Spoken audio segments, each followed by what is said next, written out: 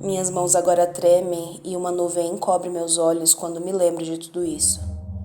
Mas vem-me também a lembrança do impulso frenético e irresistível que me fazia continuar. Eu parecia insensível a qualquer coisa que não se prestasse ao meu objetivo.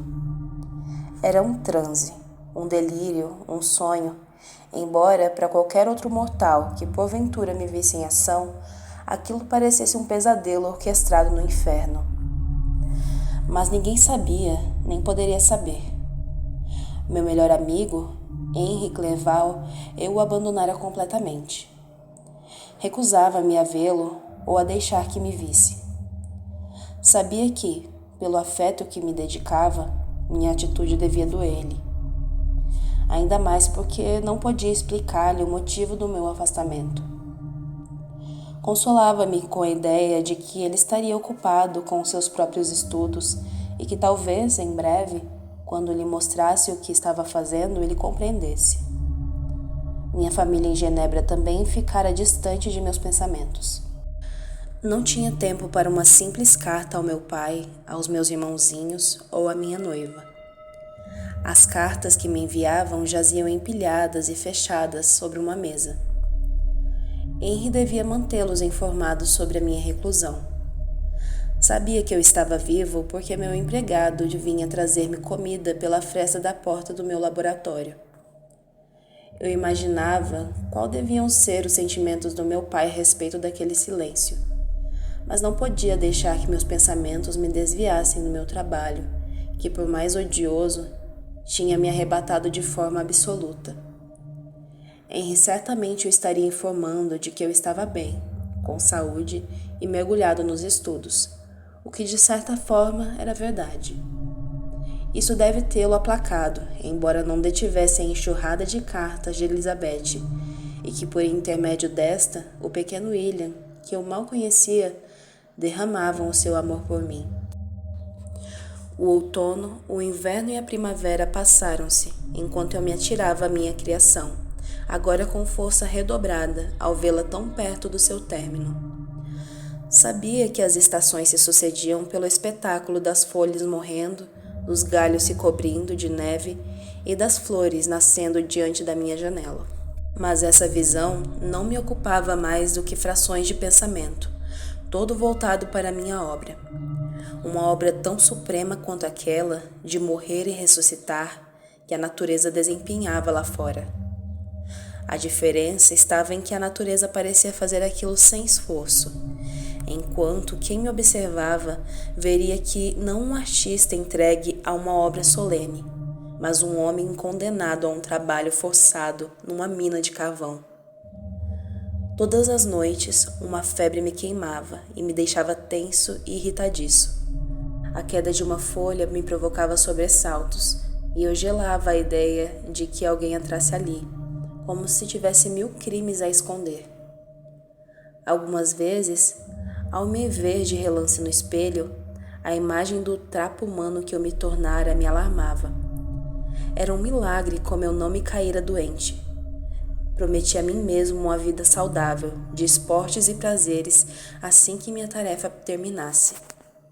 Foi numa noite chuvosa de novembro. Com uma ansiedade que me beirava a agonia, acionei os instrumentos que acenderiam a faísca de vida da coisa inanimada que eu acabava de modelar, costurar, suturar e encher de sangue e oxigênio. Com os raios e os trovões cortando o céu, a natureza providenciou a eletricidade. Era 1 da manhã. A chuva castigava as navalhas das venezianas e a minha vela estava quase se apagando. Foi quando vi, pela luz da chama a ponto de extinguir-se, o olho mortiço e amarelo da criatura se abriu. Em seguida, respirou forte e seus membros sacudiram-se como numa convulsão. Estava viva. Iluminei a cena com os castiçais. E ao contemplar o resultado do meu trabalho, não podia acreditar no que via. Como posso descrever minha emoção diante da catástrofe? Como posso descrever o horrendo monstro que com desvelos infinitos eu acabara de criar? Seus membros eram bem proporcionados para sua gigantesca estrutura, e eu escolhera suas feições entre as mais belas que encontrara. Belas? Meu Deus! Seu cabelo era de um preto lustroso, os dentes de um branco quase pérola.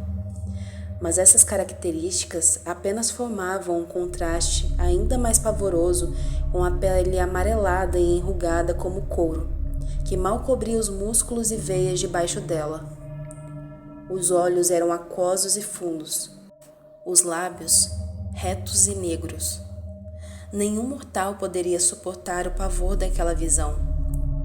Uma múmia que voltasse à vida não poderia ser mais repelente do que ele. Eu o vira muitas vezes antes de terminá-lo.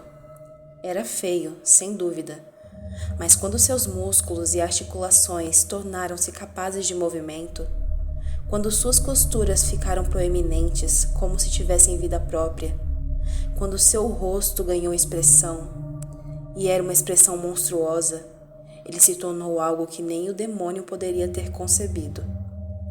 Eu trabalhava por 2 anos naquilo. Por ele, eu me privara de saúde e descanso. Eu o desejara com um ardor que não conhecera limites. Mas depois que terminara, a beleza do sonho se evaporara, e o desgosto e o horror me inundaram. Senti-me incapaz de suportar o aspecto do ser que criara. Fugi do laboratório e arrastei-me para o meu quarto, onde abri a janela para conseguir respirar, e me atirei ao sofá, chorando. Uma sensação de cansaço maior do que o mundo, como se de repente o tumulto dos últimos 2 anos passasse inteiro sobre mim, tomou conta do meu corpo, e aparentemente adormeci no sofá. Adormeci e tive o sonho mais horrível da minha vida. No sonho, eu vi a minha noiva Elizabeth, no esplendor da sua beleza e juventude, passeando pelas ruas de Ingolstadt. Surpreso por vê-la ali, eu me aproximava dela, abraçava e beijava. Mas quando colava meus lábios aos seus, eles estavam gelados, com o aroma da morte. No mesmo instante, o rosto de Elizabeth parecia mudar. Já não era ela que eu abraçava, mas o cadáver da minha mãe. De repente, eu via que seu corpo estava envolto numa mortalha e que os vermes do cemitério passeavam entre os panos. Despertei desse sonho com um uivo de medo. Um suor frio ensopou minha testa. Meus dentes batiam e os braços e pernas pareciam fora de controle. Quando me acalmei, pensei sentir de novo, perto de mim, um cheiro que eu conhecia. O cheiro dos cadáveres com os quais eu tinha convivido naqueles 2 anos. Então, à luz do luar que agora vazava pelas cortinas, vi o monstro dentro do meu quarto. Estava ali, à minha frente, a criatura que eu acabara de construir. Era ele que exalava aquele odor. De pé, parecia mais gigantesco ainda. Seus olhos, socados no fundo das pálpebras, estavam fitos silenciosamente em mim. Por quantos segundos durou aquele silêncio? Não sei, mas foram os mais longos da minha vida. Então, seus maxilares se abriram e por aquela cavidade saiu um som inarticulado, como produzido por um cachorro. Um esgar preguiou toda a sua cara, em milhares de rugas. Lentamente, estendeu em minha direção as manapolas, as mãos enormes, cada qual capaz de envolver uma árvore, como se quisesse alcançar-me. Na iminência de ser tocado por aquela coisa, devo ter despertado da paralisia que me dominava, porque de um salto, levantei-me do sofá e fugi. Escapei correndo pelas escadas, atravessei o grande salão e refugiei-me lá fora, no pátio. Não conseguia correr mais. Escondi-me num canto escuro do pátio e fiquei à espreita. Tentava ouvir os sons que viessem de dentro da casa, temendo o menor ruído, como se anunciassem a aproximação do demônio. Meu pulso batia tão rápido e com tal intensidade que eu podia sentir a palpitação de cada artéria. Mais de uma vez confundi a aproximação do monstro com a silhueta de uma árvore e pensei que ela caminhava em minha direção. Uma dessas visões foi a última que tive, porque devo ter desfalecido, vencido pela fraqueza e pelo terror. Quando o dia nasceu, descobri-me a salvo na igreja de Ingolstadt. Não sabia como tinha ido parar lá durante a madrugada. O porteiro contou que, ao ouvir pancadas desesperadas no portão, fora abri-lo e dera comigo, aparentemente em estado de choque. Segundo ele, eu dizia coisas sem nexo. Horas depois, ao acordar, senti-me melhor e, sob seus protestos, fui embora. Saí à rua, caminhando a passos apressados e nervosos, imaginando encontrar um monstro a cada esquina. Não ousei voltar para casa, nem mesmo quando a chuva despencou no céu carregado de nuvens. Caminhei pelas ruas, sem saber para onde ia. Quando, diante da estalagem de partida e chegada das diligências, encontrei Henri Clerval, ou ele me encontrou. Ao ver Henri, por um momento esqueci minha desgraça. Pela primeira vez em muitos meses, experimentei de novo serenidade. Mas ao olhar para mim, o rosto do meu amigo se transformou. Vitor, você deve estar doente. Nunca o vi tão pálido e magro. E essas olheiras? Está com o ar de quem não dorme há muito tempo. Tem razão, Henri, respondi. Ultimamente andei tão mergulhado em minhas pesquisas que não tenho dormido muito. Mas espero, sinceramente, que elas tenham terminado. Não me atrevi a contar-lhe sobre minha criatura, mas eu temia tanto que não conseguia disfarçar meu estado emocional. Caminhamos em direção à minha casa. Foi quando me dei conta de que o monstro que deixara para trás ainda estaria lá, vivo. A ideia de contemplá-lo me arrepiava os cabelos, mas pior ainda seria se Henri o visse. Pedi a meu amigo que esperasse no pátio e, com o coração aos pulos, subi ao laboratório e aos meus aposentos. Minha mão já estava na maçaneta do quarto antes que eu me recompusesse completamente. Abri a porta de uma só vez, como fazem as crianças quando esperam encontrar um fantasma do outro lado. Um frio me percorreu a espinha, mas nada apareceu. O quarto estava vazio. Dei 2 passos à frente e o silêncio era esmagador. Fui ao laboratório e a mesma coisa. Tudo como eu havia deixado. Voltei ao quarto e observei a janela aberta. Deduzi que ele escapara por ela. Mal podia acreditar que estava livre daquele ser, que num instante de inspiração maldita eu pusera no mundo. Vibrei de felicidade e desci correndo para juntar-me a Henri. Não podia me conter de tão alegre, a tal ponto que minha exagerada e inexplicável euforia intrigou a Henri. A princípio, ele atribuiu esse fato a estarmos novamente reunidos. Mas ao me observar mais atentamente, notou um brilho selvagem em meus olhos e um riso descontrolado, quase histérico, que o assustaram. Vitor, o que há com você? Não ri assim. Você não está nada bem. O que aconteceu? Não me pergunte, gritei sem querer gritar. Mas as palavras me escaparam em voz alta e irritada. Foi quando pensei ver, caminhando pesadamente no meio da sala, a figura asquerosa do monstro. Pergunte a ele, gritei de novo. É ele, Henri.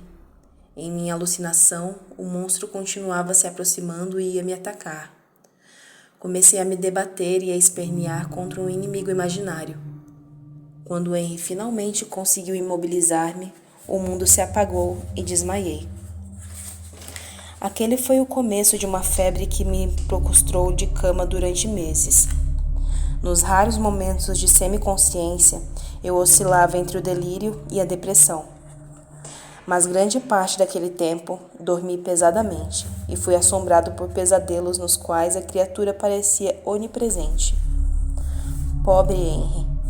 Posso imaginar o seu sofrimento, incapaz de entender os absurdos que eu balbuciava. Eu falava repetidamente de um monstro que criara com as minhas próprias mãos e que cedo ou tarde significaria a tragédia para mim e para todos à minha volta. Henry não acreditava no que ouvia, atribuindo à febre, mas isso fez decidir a não me levar de volta a Genebra. Enquanto eu continuasse naquele estado, seria melhor permanecer em Ingolstadt. Teve também o bom senso de manter a verdadeira situação fora do conhecimento de meu pai e de minha noiva. Temia que meu pai não resistisse ao choque, ou que Elizabeth se desabasse rumo a Ingolstadt, sendo que nada poderia fazer, e o médico recomendara que eu apenas repousasse. Assim, Henry foi meu único e develado enfermeiro em todo aquele tempo de agonia e medo. Quando comecei a me recuperar, já era primavera novamente. Henry continuou ao meu lado, deixando em segundo plano seus estudos e se certificando de que eu estivesse me curando por completo. Quando afinal nos sentamos para conversar, ele disse: "Posso falar com você sobre determinado assunto?" Tremi. Determinado assunto. Seria o maldito assunto sobre o qual não me atrevia nem a pensar? Calma, ele acrescentou ao notar que o sangue me fugira do rosto. Não vou falar naquilo, se é o que está pensando. É o que não sei o que é. Mas seu pai, seus irmãos e sua noiva ficariam muito felizes se recebessem uma carta de seu próprio punho. Já devem estar fartos das desculpas que lhe escrevo por você, justificando seu silêncio.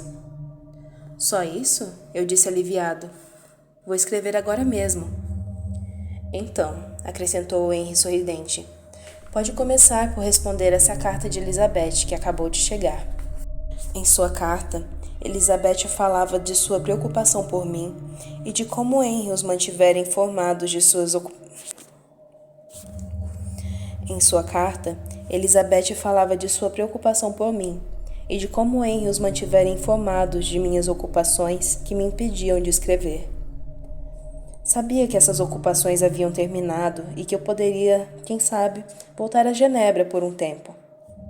Lá chegando, dizia ela, encontraria uma família ansiosa para me rever e abraçar, o que naturalmente a incluía, talvez mais do que a todos.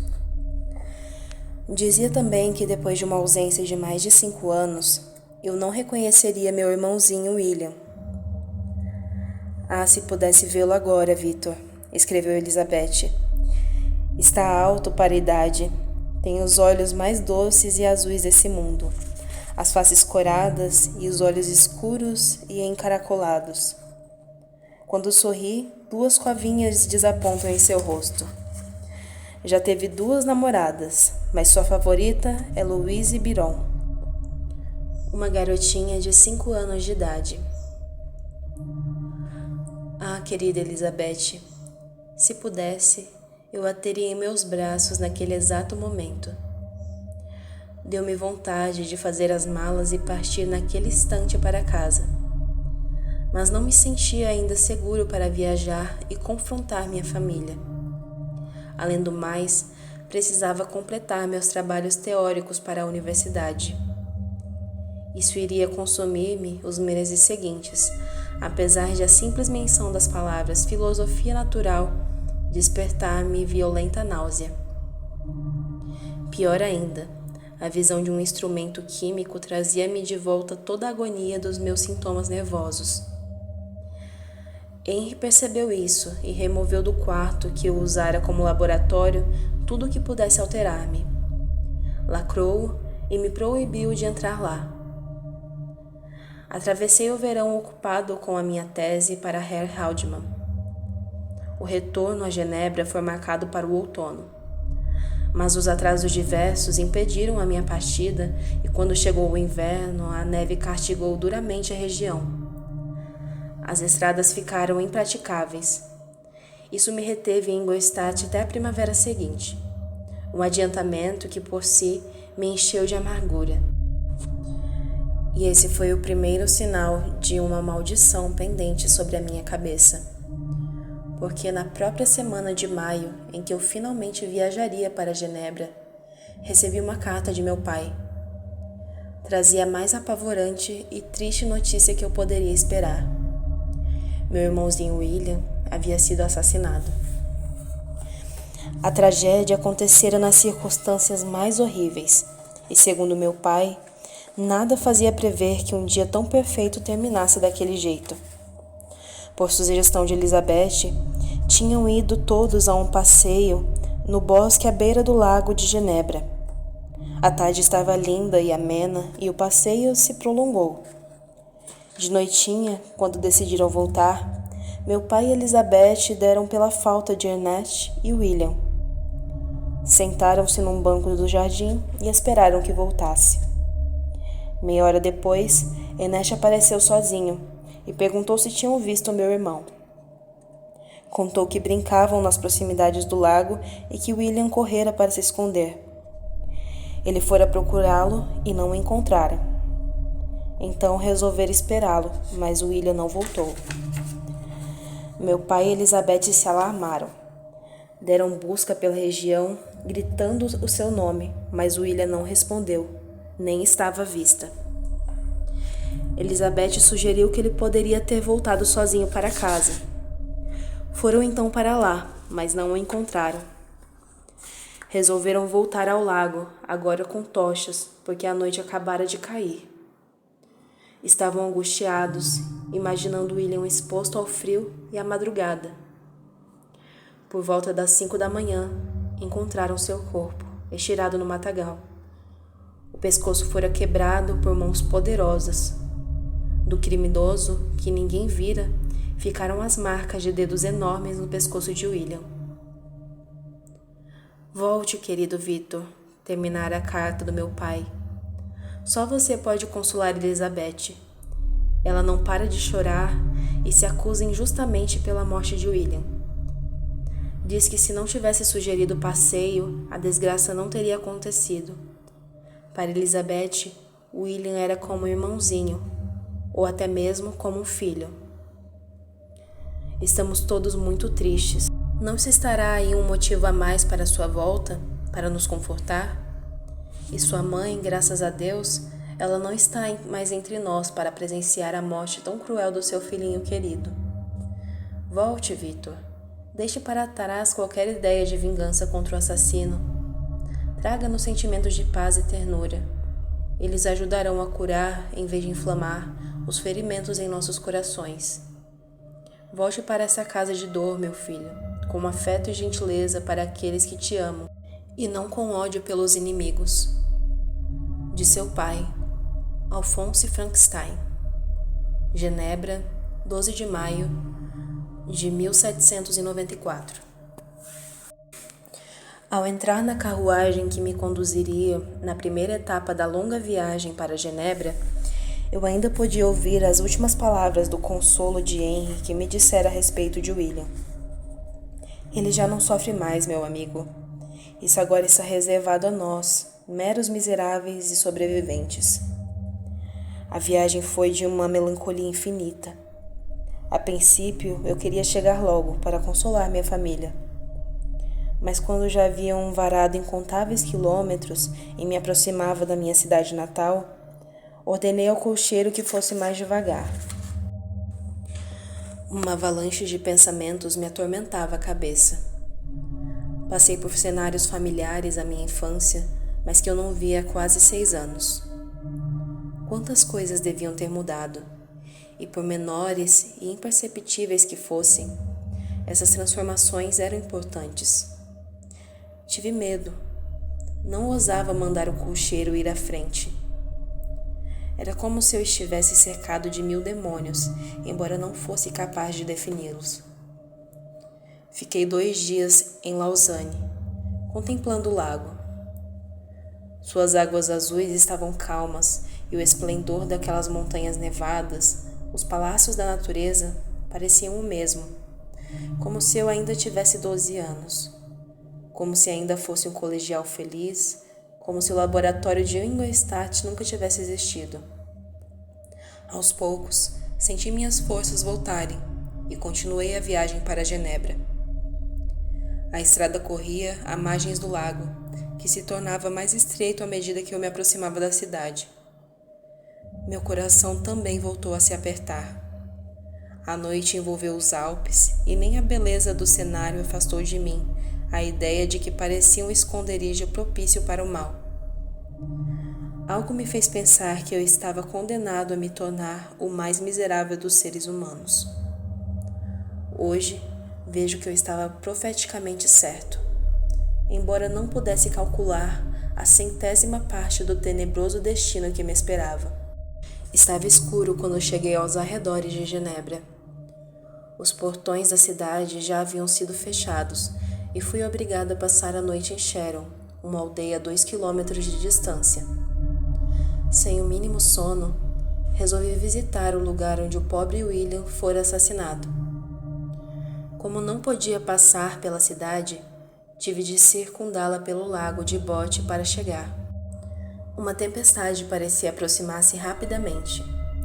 Durante a curta travessia, vi os raios desenharem as mais belas figuras sobre o Monte Branco. Desci do bote e subi a uma pequena colina para olhar em torno. As nuvens se fechavam e a chuva começou a cair em grandes gotas. Os relâmpagos despejavam jatos de luz sobre o lago, fazendo-o parecer um lençol de fogo. Era como uma guerra no céu. Enquanto observava a tempestade, tão linda e ao mesmo tempo tão amedrontadora, um outro relâmpago iluminou uma colina próxima. Então, eu o vi.